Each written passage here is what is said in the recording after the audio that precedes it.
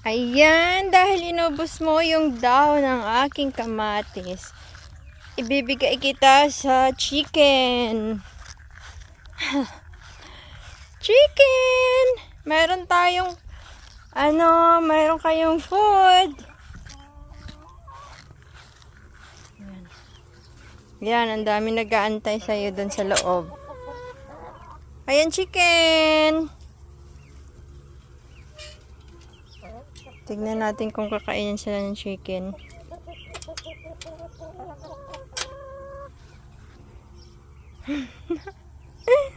Ayan. Hindi nila ginagalaw.